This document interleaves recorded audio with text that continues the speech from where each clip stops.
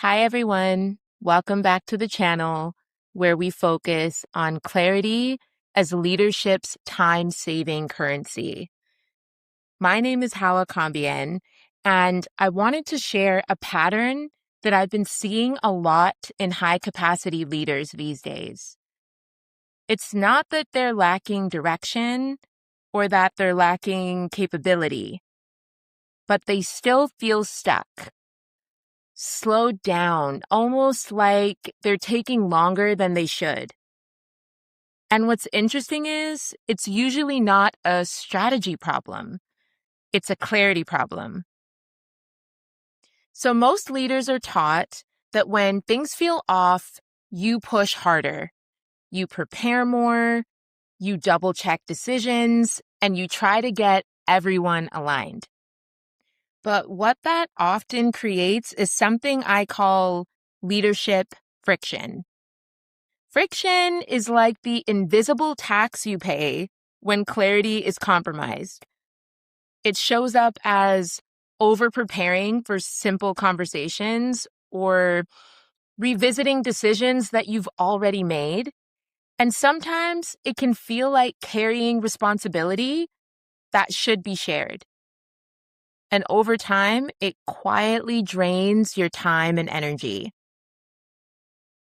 So I learned this the hard way in my own business. At one point, I was working with the financial team to manage reporting and stay on top of my numbers. And I showed up engaged. I was asking questions, trying to understand the process so that we could move efficiently. But I started noticing something. They wouldn't give me clear, documented information. Everything was verbal. And depending on who I spoke to, the answers would change. Now, I don't come from a financial background, so clarity absolutely matters. But instead of addressing that directly, I told myself, just focus on the outcome. Don't make it difficult and just go with the flow. So I adapted to their lack of structure. And what followed was friction. Back and forth conversations, inconsistent information, and time lost trying to piece things together.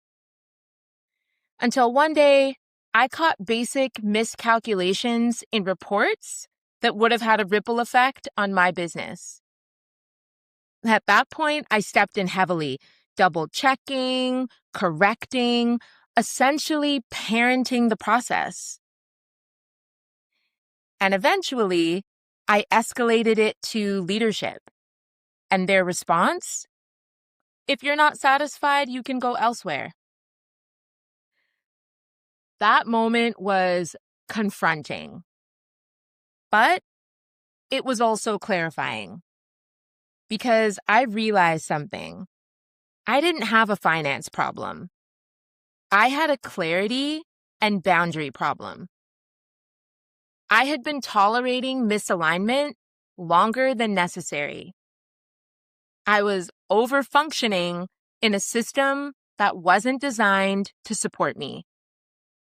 And all that extra effort, it wasn't even creating better outcomes. It was just increasing my emotional and mental load. And this is where a lot of leaders get stuck, especially those who are naturally empathetic, collaborative, and invested in their teams. You start absorbing what's happening around you. You compensate, you adjust, you carry more than you should. Not because you have to, but because your clarity isn't fully expressed. And when that happens, you lose time in ways that are hard to track. Conversations that should have been simple become layered. Decisions get delayed. Your energy gets tied up in things that aren't actually yours to hold. So here's the shift. You don't lack direction. You lack energetic clarity. When your emotional field is clear, your next steps reveal themselves so much faster. You stop over-preparing, you stop circling decisions, and you stop over-carrying. And leadership becomes lighter, more precise. Not because you're doing less, but because you're doing what's actually yours to do. If you're noticing this pattern in your own leadership, I put together something simple to help you see where it's happening. It's called the Leadership Mask Audit. It will show you where you might be overfunctioning and where clarity can give you your time back. You'll find it in the description below. Thanks for listening, and I'll catch you in the next video.